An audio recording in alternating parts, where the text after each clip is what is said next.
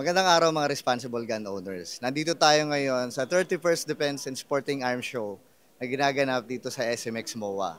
Nag-start to ng ngayon, July 23, maglalas hanggang July 27, 2025. Pumunta tayo rito para malaman ang mga bago nating update sa mga firearms and ammunitions and accessories. Kasama ko nga pala si Anika. Alamin natin ang makabagong firearms, gears, everyday carry, and accessories. Tara!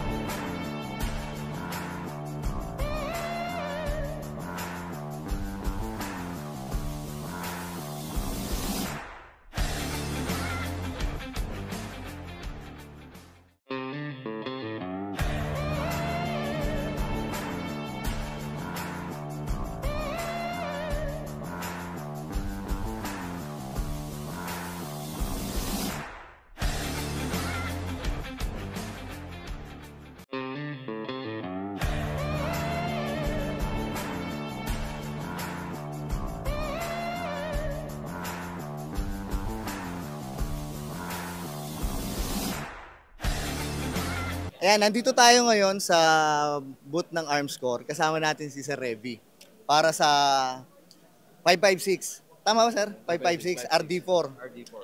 RD4. Bibigyan niya tayo ng konting specs lang. Sir, ang RD4 is ilang inches ang barrel?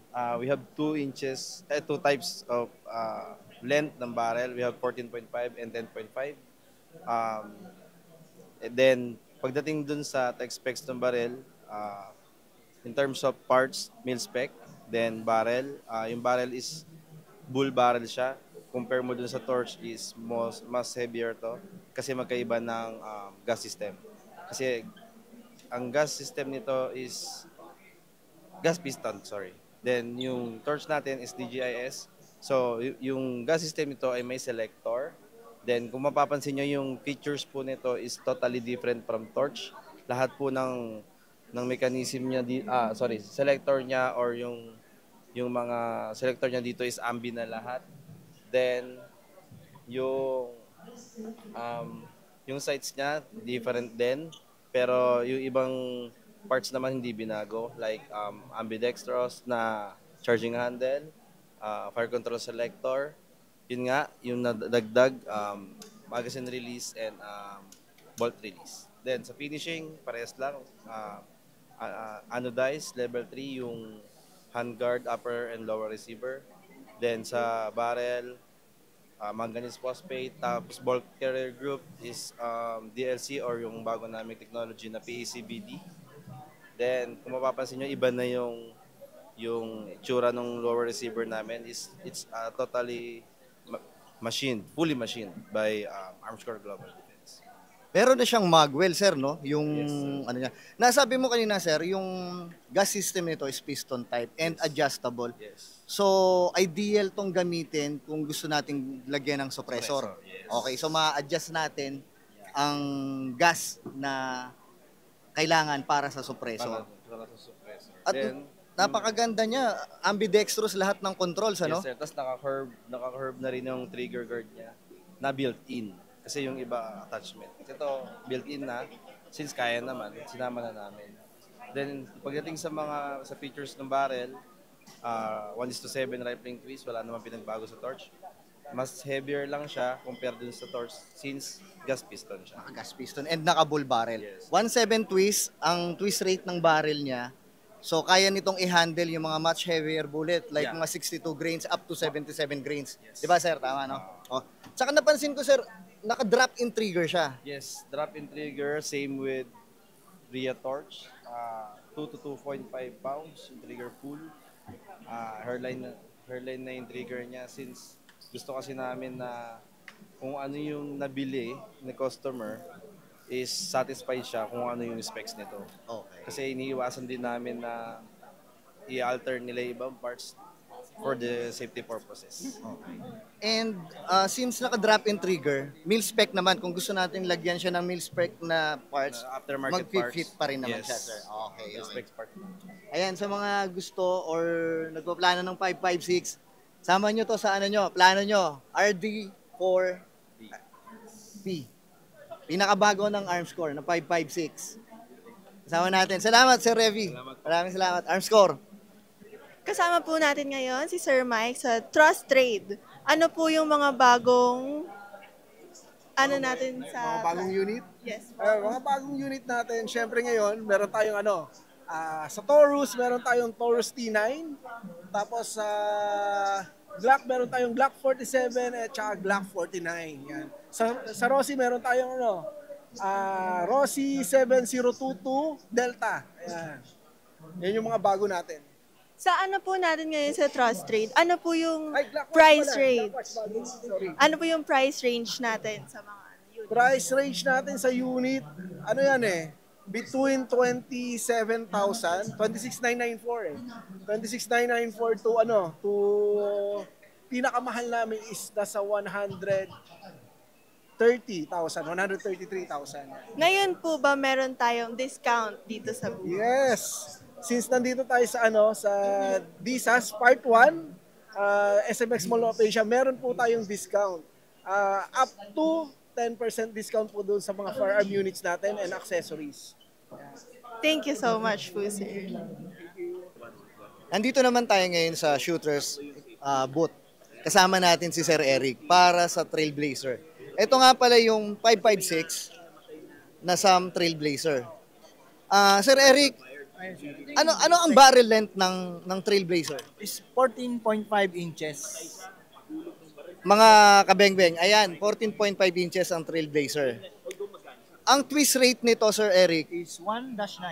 1/9 twist rate, so kaya nito mag-handle ng mga heavier bullets ng 556. Let's say mga 62 grains and up to 77 grains kaya niyang i-handle. Kung mapapansin natin, tama ba Sir Eric, ambidextrous ang kanyang ang fire selector, Ang fire selector, ambidextrous, and then yung magazine na release niya, magazine catch niya, magazine release, okay. And ambi. kung mapapansin nyo, Black One style. Detachable ang carry handle. Meron siyang Picatinny rail na pwedeng lagyan ng accessories and pwedeng gamitan ng handguard na flat top. Tama, Yes, Sir Eric, yes. no? And then may forward assist na siya, mga Ayan. sinaw. Meron siyang forward assist just in case na hindi masyadong pumasok yung bala. Mayroong diferensya yung mga bala na nagamit natin. Pwedeng gamitin ng forward assist. Ayan. Ayan, para sa mga naghahanap ng 556 na medyo budget meal, affordable. Ito ang Shooters Trailblazer 5.56 ammo caliber. Nandito tayo ngayon sa CZ. Ating pakita ang bolt action rifle.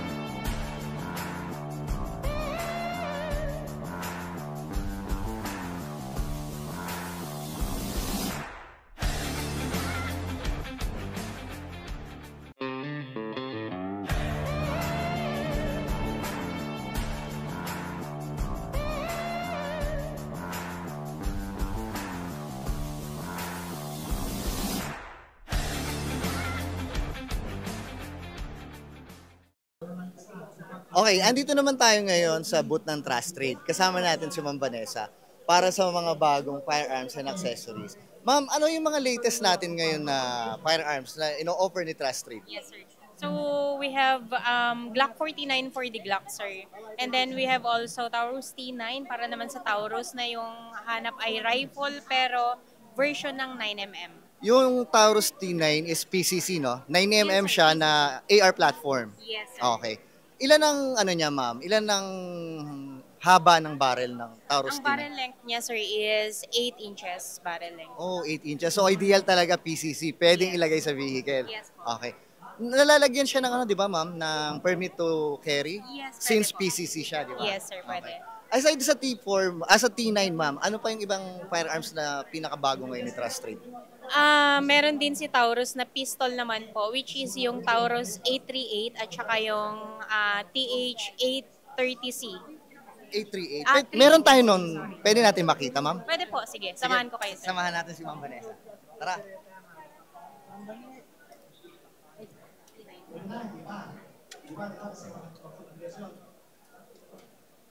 Oh, ayan, sir.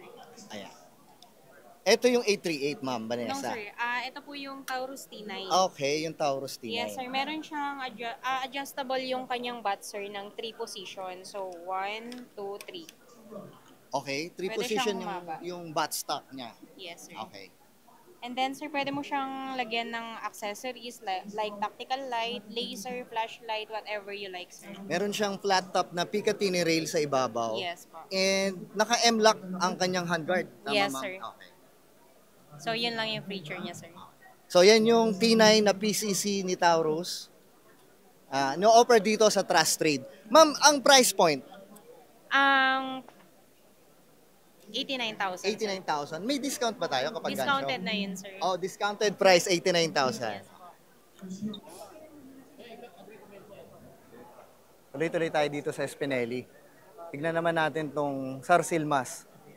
556 quad rail ang kanyang handguard. Meron siyang 4 na Picatinny rail.